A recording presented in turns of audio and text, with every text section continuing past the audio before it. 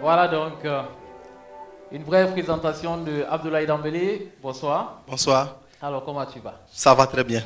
Ça ne bat pas très fort dans la poitrine? Non. Non. Il y a les conseils de Elda qui sont en train de faire le travail, donc ça va. C'est ça. Et Elda Rahim Wende qui est avec nous, qui est formatrice sur Pépite d'entreprise, à qui on dit merci. Ouais. Oui. Alors donc, tu as 35 ans?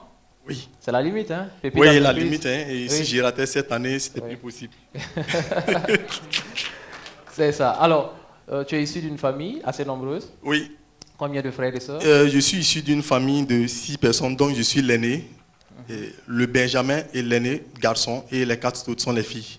Donc vous savez bien, en Afrique, quand tu es aîné d'une famille, tu as en même temps le deuxième papa. Voilà.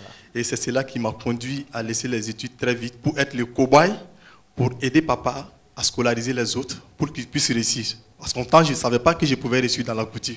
C'est ça. Donc, en vérité, au départ, tu quittes la classe de 4e pour venir aider ton papa. Oui. Mais ça ne va pas faire long feu. Parce que le papa était très content que tu viennes l'aider. Effectivement. Mais quelques temps après, tu décides, non, tu dis, papa, moi je vais te quitter et puis aller travailler avec un autre. Oui. Et il n'était pas content. Ah ben écoute, on avait signé un pacte. Oui. Papa, je vais quitter les études, je vais venir vous aider pour qu'on puisse aider les sœurs. Et 2 ans après, j'ai dit, papa, je ne peux plus. Mais ça ne peut pas marcher. Donc, mais après, il a compris. Parce que quand j'étais chez lui, je faisais des choses vraiment merveilleuses. Et les gens m'appréciaient. On me disait, vraiment, toi là, tu as un don. Tu fais des trucs avec ton âge là, avec ta situation là. Et je me disais, mais pourquoi ne pas exploiter ces dons-là? C'est ce qui m'a mené à quitter papa. Pas parce que je voulais l'abandonner, parce que je voulais aller me former plus, venir l'épauler plus. Voilà, donc tu es allé chez quelqu'un qui maîtrise des techniques que ton papa ne maîtrisait pas. Effectivement. Et tu as appris là-bas. Oui. Tu as appris beaucoup de choses. Beaucoup de choses. Et puis à un certain moment, il te dit, si tu es venu pour apprendre, eh bien je pense que maintenant tu as la connaissance. Oui.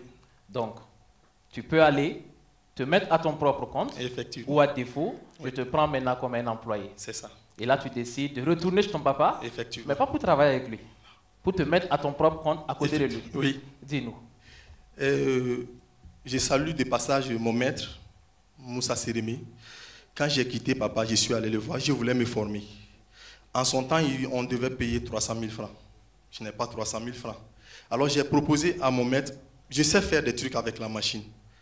On va faire un échange. Vous allez m'apprendre votre style de couture. Et je vais travailler pour vous pendant 3 ans. À défaut des 300 000 par an, je vais travailler pour vous pendant 3 ans. Il a accepté. Et quand j'ai fini, il était tellement content, il m'a dit, va te prendre en compte. Et c'est comme ça que je suis revenu.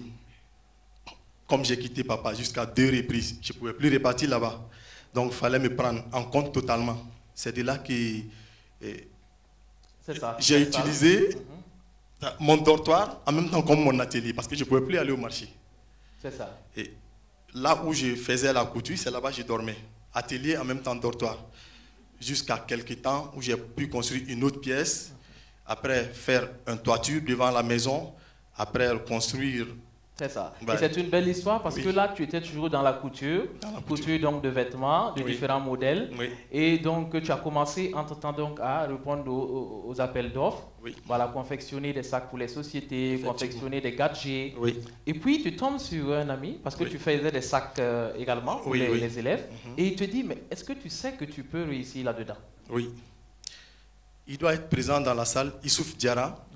Un jeune que j'ai croisé il y a de cela 5 ans, qui me voyait chaque fois avec des sacs, puisque comme je suis couturier de sacs, donc je changeais les sacs chaque fois pour faire ma publicité. Il m'a dit, moi je te vois chaque fois avec des modèles de sacs vraiment très exceptionnels. Est-ce que ça là tu peux l'industrialiser et puis être riche là-dedans? J'ai dit, ah ouais. Moi je l'utilisais, bon, c'était ma passion, c'est de l'art. Je faisais des sacs pour des gens, 1, 2, 3 sacs, mais industrialisé, je ne savais pas que c'était possible.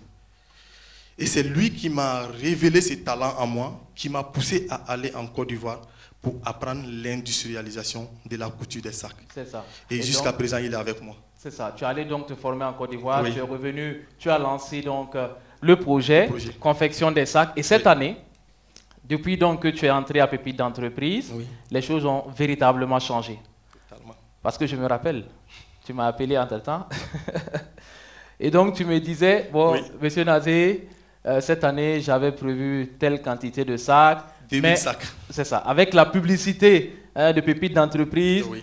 Mon stock est épuisé. Oui. Et tu me demandais à l'époque, est-ce que je dois dire au client que c'est fini ou qu'est-ce que je fais? En fait, je ne savais pas quoi dire. J'avais prévu 2000 sacs. Oui. Et ça, j'avais tellement peur que je ne dormais pas la nuit. Qui va payer tous ces 2000 sacs-là? À ma grande surprise, en plein milieu de la rentrée scolaire, les sacs sont finis. Les appels viennent de partout. Comme je ne suis pas trop manager, je ne sais pas trop communiquer, j'étais obligé de faire un retour à Nazé, demander « Ah, mes sacs sont finis, qu'est-ce que je dois dire au client? Est-ce que je lui ai dit, il n'y a plus de sacs? Ou bien j'ai dit, bon, attendez. » Oui. Donc, c'est ce retour-là que je vous ai fait. C'est ça. Et donc, tu as trouvé la formule. Effectivement. Et donc, tu as fait un recrutement, tu as fait travailler les gens un peu plus longtemps. Et donc, tu as pu continuer à satisfaire les clients. Effectivement. Alors, je vais te poser la question. Ton ami Diarra est dans la salle. On va d'ailleurs applaudir donc, pour Diarra qui a eu cette ingénieuse idée. Et Diarra, donc, qui t'a dit que tu pouvais être riche dedans. Alors, Dambélé, est-ce que tu es riche dedans? Riche, pas en minerai. Riche parce que j'emploie 10 personnes. Riche parce que j'ai une famille qui compte sur moi, que je nourris. Riche parce que j'ai créé de l'emploi au Burkina. C'est une richesse pour moi. Merci. Formidable. Et donc, dernière question. Qui va remporter Pépite d'Or aujourd'hui? Bon, je pense que cette question-là sera mieux d'être posée au jury. Voilà, donc pour ne pas apporter atteinte à leur responsabilité, je les laisse juger. Tu es bien prudent. Merci beaucoup, donc, Dambélé. Merci. On va applaudir très fort pour lui.